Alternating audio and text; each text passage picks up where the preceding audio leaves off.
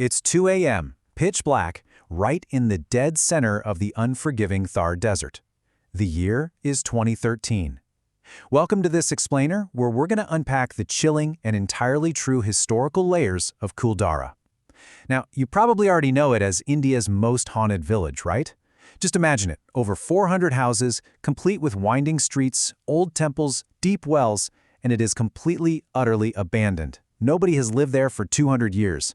Honestly, if you talk to the locals today, they'll swear up and down that after the sun sets, you'll hear women screaming or even smell food cooking in a place that is literally a barren wasteland. But to really get what's going on here, we have to push past those shadows and dig into the actual facts. So let's just dive right in. That quote perfectly captures the sheer modern terror surrounding this place. On that exact 2013 night I just mentioned, paranormal investigator Gaurav Tiwari and his crew were literally just wrapping up. They're walking back to their cars and they notice something that should be flat out impossible. Fresh handprints, right there in the dust on their vehicles.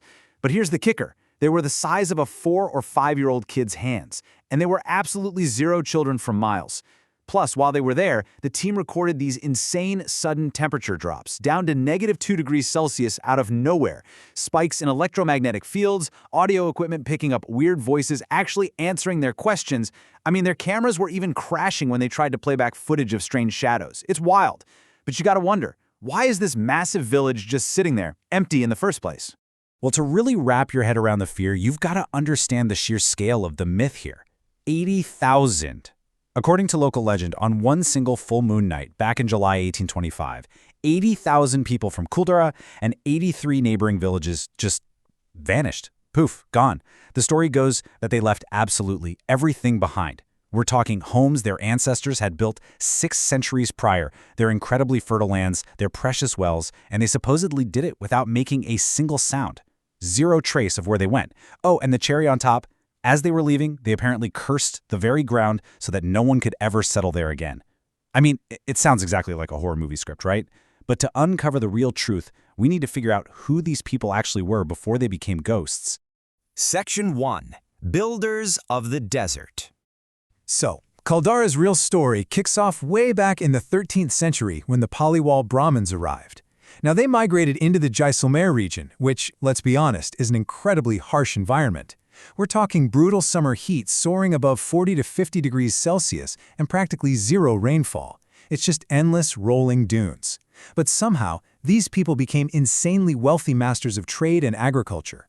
How on earth did they pull that off? Well, they developed this brilliant revolutionary water harvesting method known as the Kadin system. Instead of trying to fight the desert, they actually used it. They'd catch whatever scarce rainwater rolled down the hill slopes and let it pool up.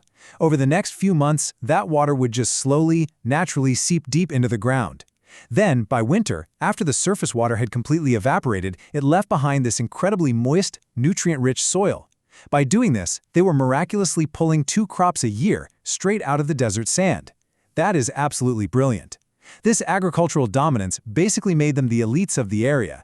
They controlled the trade routes, became top-tier bankers, and honestly, they amassed way more wealth than even the local kings. So what could possibly force a community that powerful and rooted to just pack up and run? Section 2. The Tyrant's Threat. Enter the historical villain of our explainer. Back in the early 1800s, Jaisalmer was a princely state. Now sure, they had a king, but the real power, that sat squarely with the Diwan, who was basically the prime minister. And at this specific time, the Diwan was a guy named Salim Singh. His backstory is actually pretty tragic, but it twisted him into something incredibly cruel. He literally watched his own father get murdered by royal officials when he was just 11 years old. So when he finally grew up and seized power, he unleashed an absolute reign of terror. His tax extortion policies were brutal, to put it mildly. He squeezed the local farmers and merchants so tight that he personally built up a staggering fortune of 2 crore rupees. To put that in perspective, that was an astronomical, mind-boggling amount of money for that era. He treated the actual king like a puppet. But, as the folklore goes, things got very personal with Kuldhara. The legend says Salim Singh set his sights on the village chief's daughter and demanded to marry her. He gave them a terrifying ultimatum: hand her over within 1 day, or I will slaughter every single person in this village. Faced with an unwinnable situation, the myth claims the Paliwals just chose to vanish overnight. But, is that really how it went down? Section 3. Uncovering the Historical Truth.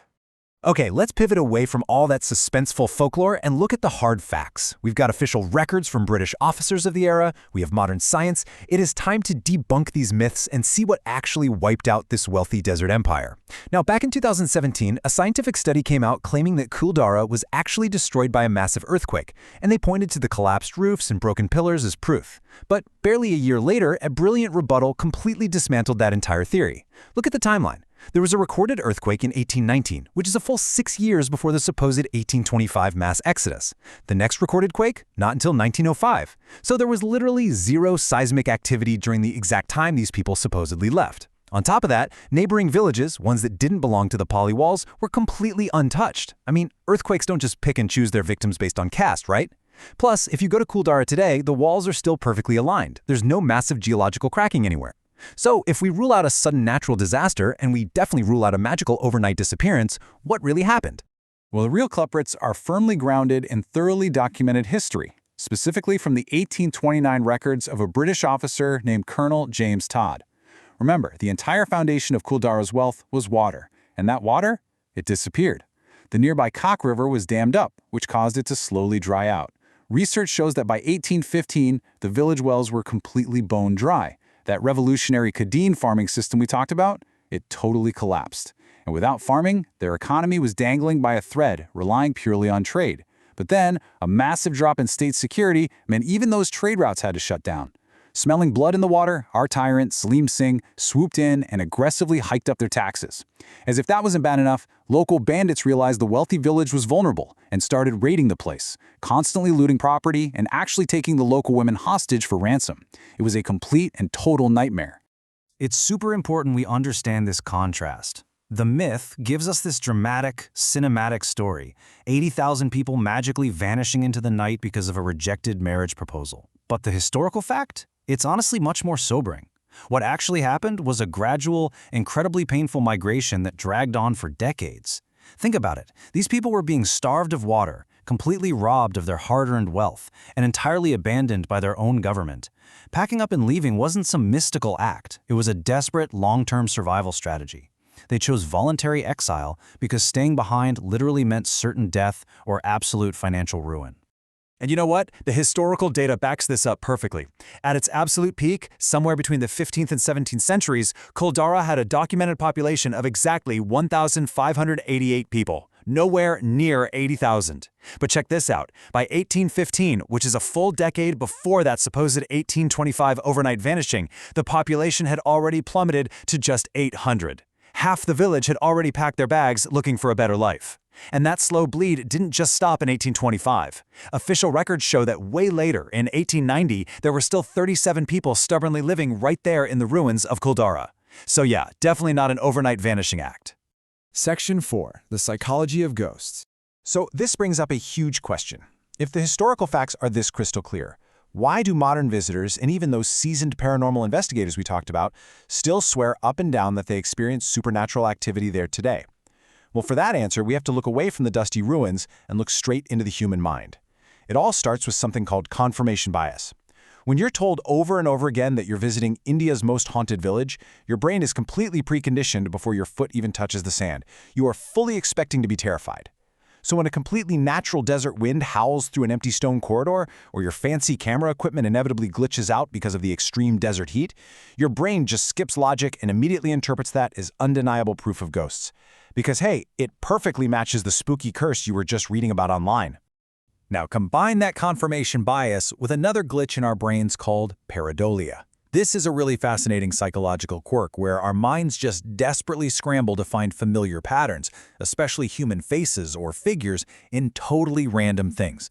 Picture yourself walking through these ancient, crumbling stone ruins under the pale moonlight. The shadows are literally playing tricks on you. You don't just see a jagged, broken wall. Your brain works overtime to piece together the silhouette of a headless ghost or a lingering spirit.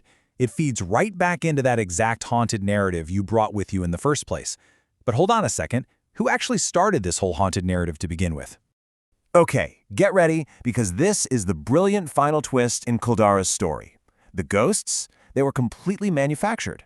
Remember how incredibly wealthy the Paliwal Brahmins were? Well, when they finally made that grueling migration, there was no way they could carry all their heavy gold and silver with them across the desert. It was this massive, known secret that immense treasure was buried right beneath the floors of those abandoned homes. So, to make sure absolutely no one would bother them while they sneaked in and dug up the ruins in the dead of night, local thieves and scavengers intentionally fabricated those terrifying ghost stories. They aggressively spread rumors of a deadly curse. The ghosts weren't real, they were literally just a makeshift security system. And we actually know this for a fact. Up until the 1990s, pretty much nobody outside the immediate region gave Kuldhara a second thought. But then, in 1998, a local man named Sumaram, who was just taking shelter in the ruins, caught two foreign nationals, a Dutch guy and a German guy, sneaking around in the pitch black. And what were they doing? They had metal detectors out and were actively digging up antique gold and silver coins right from the floors of the village. Sumaram immediately called the cops, the men were arrested, and guess what? That recovered treasure is literally still sitting in the custody of the Jaisalmer court today. After that whole fiasco, the government finally realized they needed to protect the site, built a boundary wall, and officially hired Sumaram as the watchman. So, that brings us to our final thought for this explainer. When you really strip away the myths and look at the true history, the drying rivers, the ruthless taxation from Salim Singh, the relentless bandits, and the modern-day treasure hunters sneaking around in the dark, it really begs a huge question. Next time you hear the name Kuldhara, maybe don't just jump straight to the spooky ghost stories. Take a second to salute an incredible, resilient civilization that used sheer brilliant engineering to grow literal gold in the desert sand.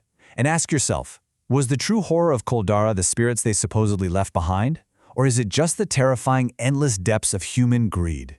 Thanks so much for joining me on this explainer. I really hope this completely changes how you view history's greatest mysteries.